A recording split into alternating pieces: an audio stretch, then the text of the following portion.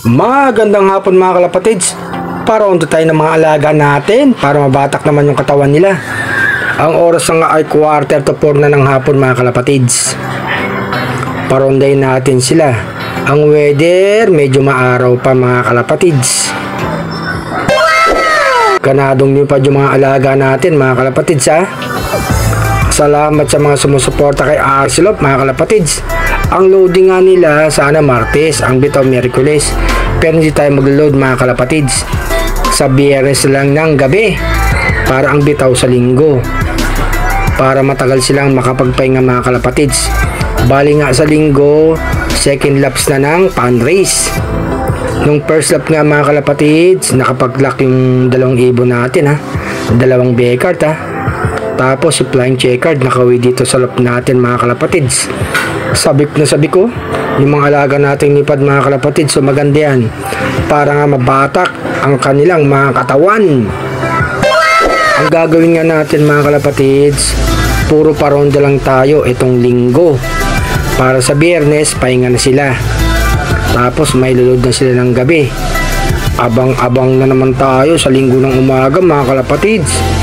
Sana nga makapag-clock na naman yung dalawang Beckard natin sa linggo mga kalapatids.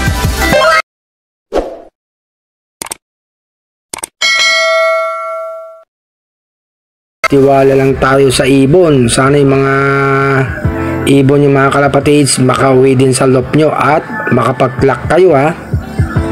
Support lang kay Arcelop mga kalapatids. Ito lang naman nagpapasya din sa atin. Ang makita natin ang mga ibon natin na umuwi sa loob natin mga kalapatids. Kaya kailangan talaga magtiwala tayo sa kanila mga kalapatids ha. Mauuwi dito sa loob natin. Huwag lang mahuli o madidisgrasya yung mga ibon natin mga kalapatids. Uuwi yan.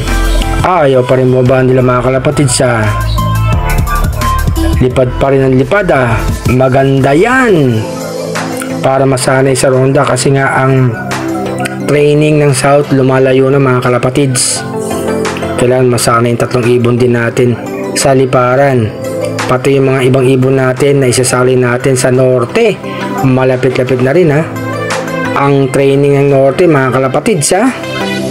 Hindi nga tayo nakapagparondo kaninang umaga kasi nga pumasok ang yung lingkod mga kalapatids. Salamat ha na nandyan, na nanonood ng aking mga video at sumusuporta kay Arcelop mga kalapatids. Tumas ang lipad nila mga kalapatids oh. Ayan na, medyo bumaba na nga. Malapit ng bomba yung mga alagan natin. Ang tagal nga nilang rumonda mga kalapatids. Tapos sa pagbaba nila, pahinga muna sila ng konti. Sabay papakainin natin. Plain water lang. Siyempre sa patukan nila, plain lang din mga kalapatids. Hindi tayo nagbibigay ng mga vitamins o supplements paghapon. Ayan na sila mga kalapatids oh. Mababa ng lipad. Malapit ng bomba yung mga alagan natin mga kalapatids. 4 laps pan race ha mga kalapatids ha. Sana sa 4 na yan makaduli mga ibon natin mga kalapatids. Ayan na oh, malapit na silang bumaba. Ang baba ng lipad. Asa na sila mga kalapatids. Ayan na oh. Papunta na dito mga kalapatids oh. Pababa na yan, basta ganyan ang lipad nila. Kahit nasa baba oh, ang tagal pa rin nilang bumaba. Eto na mga kalapatids oh. Ayan na. Mga alaga natin yung araw nandiyan pa rin oh. Hindi sila lumayo ng loob natin ngayon mga kalapatids at dito lang sila. May mga kasamang hen sila. Sama-sama sa kak natin mga kalapatids.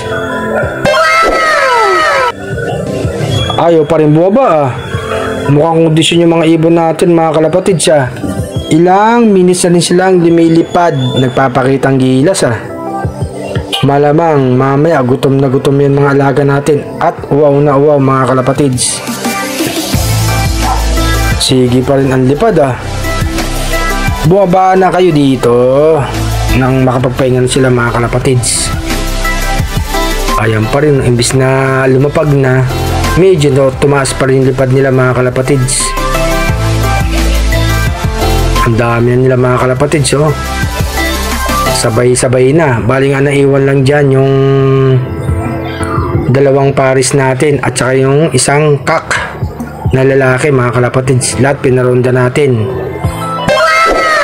Sige, paikot-ikot. Akala ko bababa na sila, hindi pa pala. Tumaas pa mga kalapatids. Ayaw pa magsibaba. Oh, eto na sila mga kalapatids. So, para mga nagpapapicture lang, ah. Andito na sila mga kalapatids. Mamaya. Eto nga muli sa Arcel mga kalapatids. Support lang, ah. Magandang araw sa inyo. Enjoy lang sa pag-iibon. God bless.